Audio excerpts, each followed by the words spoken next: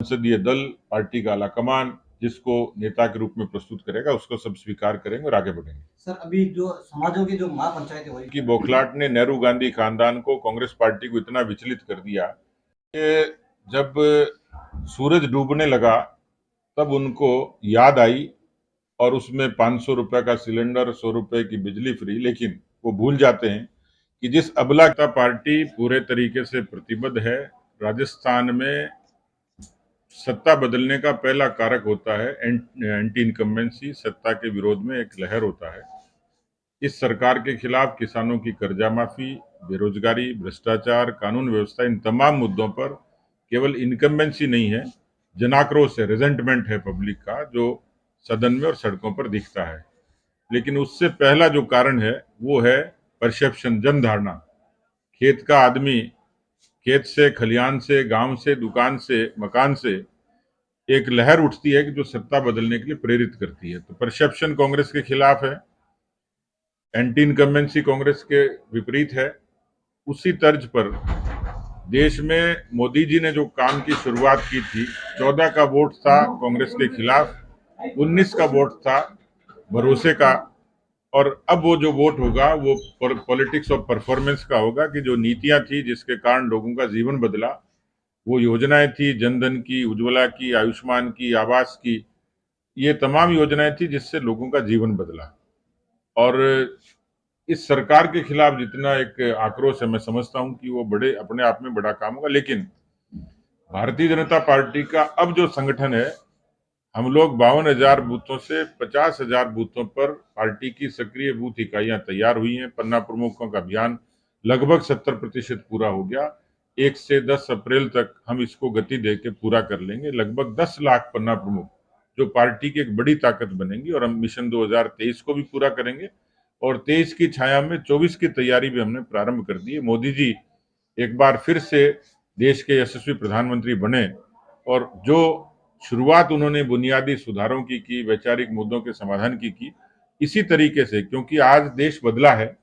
आज भारत दुनिया की 5वीं बड़ी अर्थव्यवस्था बनी है, वो भी ब्रिटेन को पछाड़कर।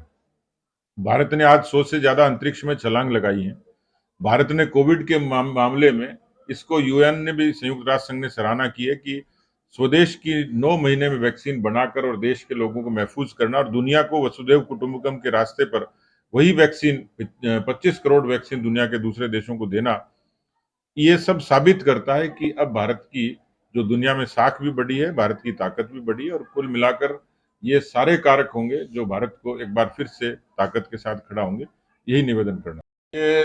जब सूरज डूबने लगा तब उनको याद आई और उसमें 500 रुपए का सिलेंडर, 100 रुपए की बिजली फ्री, लेकिन वो भूल जाते हैं कि जिस अबला की इज्जत चली गई वो कौन लौटाएगा। जिस कन्हैयालाल ने बेरोजगारी के कारण आत्महत्या कर ली, जिस हमारे इस पूरे कालखंड के दौरान 200 से ज्यादा किसानों ने आत्महत्याएं की, 18,000 किसानों की जमीनें नीलाम हो गई, वो जमीनें कैसे वापस आएंगी, उनकी जिंदगियां कैसे लौटेंगी। इसलिए ये जो बजट है ये केवल पॉपुलिस्टिक है, और जो केवल अपने पाप पर पर्दा डालने के लिए इस बजट को इस रूप में पेश किया।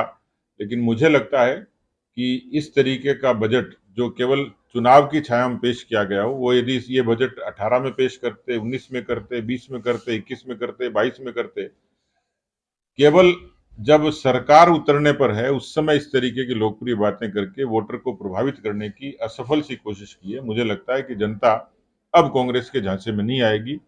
वो पार्टी जो पहले से विखंडित है, विग्रह की शिकार है आपस में, जिस तरीके से 4.5 वर्षों में कभी बाड़ाबंदी के नाम पर, कभी इस्तीफों के नाम पर कांग्रेस की अंदरूनी राजनीति ने प्रदेश के माहौल को खराब किया, मुझे लगता है कि अब जो हकीकत है ये पब्लिक है, सब जानती है।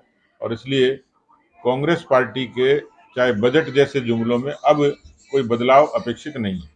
हालांकि सबसे पहली बात तो थी किसानों की कर्जा माफी की। राहुल गांधी ने ये कहा था कि 10 तक गिनती गिनूंगा, कर्जा माफ कर देंगे। 1500 से भी ज्यादा दिन हो गए।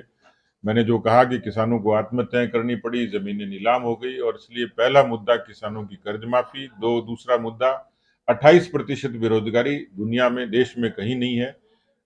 इस बेरोजगारी के कारण लगभग राजस्थान में अवसाद के कारण जो मेरे पास आंकड़ा है, 10,000 नौजवानों ने किसी न किसी कारण से, जिसमें बड़ा कारण बेरोजगारी है, बेरोजगारों ने आत्महत्याएं की है। राजस्थान में 9 लाख से भी ज्यादा मुकदमे दर्ज हुए हैं, जो कांग्रेस की बिगड़ती कानून व्यवस्था को साबित करते हैं। जो भ्रष्टाचार है, जो कहा गया कि जीरो टॉलरेंस की सरकार बनाएंगे, लेकिन वो सरकार, जीरो टॉलरेंस तो दूर की बात है, जिस तरीके से पब्लिक डोमेन में स्वीकार किया गया कि तबादलों के लिए रिश्वत देनी पड़ती है, मुख्यमंत्री के सामने शिक्षकों ने कहा, तो मुझे लगता है कि राजस्थान में भ्रष्टाचार की भी पराकाष्ठा है। ये सारे मुद्दे होंगे जिन मुद्दों के आधार पर लोगों के बीच में जाएंगे। 2023 में किसका चेहरा होगा सर? भारतीय जनता पार्टी सामूहिक नेतृत्व के आधार पर चुनाव लड़ेगी। मोदी जी का नाम और काम और कमल का निशान ये पार्टी की सबसे बड़ी ताकत होगी। देखिए, राजनीति में चर्चाएं सब तरीके की होंगी, और राजनीति में जिस तरीके से जनसमूह है, उसमें सामाजिक वर्ग है, उनकी अपनी अहमियत है।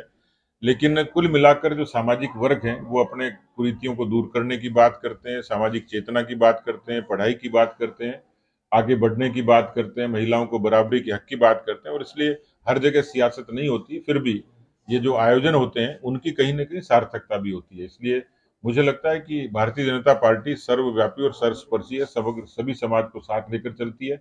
वही हमारी भावना, यही कारण है कि हम कभी 3% थे, आज हम 3 से 303 तक पहुंचे हैं। तो इसका मतलब पार्टी ने अपने आप को युगानुकूल तरीके से ढाल के इस समाज को ये भरोसा दिया है कि हम सबको साथ लेकर आगे बढ़ेंगे। और इसलिए समाज कोई भी हो, वर्ग कोई भी हो, आयोजन कुछ भी हो, लेकिन अंतपंत वो भारत माता के झंडे के नीचे, तिरंगे के नीचे सब लोग मिलकर काम करेंगे। मोदी जी के नेतृत्व में देश एक बार फिर से आगे बढ़ेगा, ये कामना करता हूँ। हमारे यहाँ अध्यक्ष है, वो संस्था होती है, इंस्टीट्यूशन होता है, व्यक्ति नहीं होता है। और ये सामान्य प्रक्रिया है। मेरा 3 साल का कार्यकाल पूरा हुआ था, और पार्टी, भारतीय जनता पार्टी का एक अच्छा चरित्र है कि नए लोगों को बराबर निरंतर अवसर देती है। मुझे 3 साल, 3.5 साल काम करने का अवसर मिला। कोरोना में पूरा सेवा का पराक्रम किया। हम लोगों ने आंदोलन खड़े किए पेपर लीक और बेरोजगारी पर। उसी तर्ज पर संगठन को भी गढ़ने का काम हुआ। और इसलिए मैं सौभाग्यशाली हूं कि मुझे इतनी बड़ी पार्टी के, इतने बड़े प्रदेश का सेवा का अवसर मिला। मैं पूरे तरीके से संतुष्ट हूं, और अब हम सब की भूमिका ये है कि हम सब लोग मिलकर कांग्रेस पार्टी को सत्ता से बाहर करें और भारतीय जनता पार्टी को काबिज करें। संसदीय दल, पार्टी का आलाकमान जिसको नेता के रूप में प्रस्तुत करेगा, उसको सब स्वीकार करेंगे और आगे बढ़ेंगे। सर, अभी जो समाजों की जो महापंचायतें हुई की बौखलाहट ने नेहरू गांधी खानदान को, कांग्रेस पार्टी को इतना विचलित कर दिया कि उन्होंने मर्जिया जो बोलना शुरू किया, और उन्होंने जिस तरीके से मोदी जी की मानहानि की, उसका नतीजा ये हुआ कि राहुल गांधी को सजा हुई। मुझे लगता है कि राजनीति में कुछ मर्यादाएं होती हैं, उसका उल्लंघन कांग्रेस पार्टी के नेताओं ने, राहुल गांधी ने किया, जिसका खामियाजा उनको भुगतना पड़ रहा है।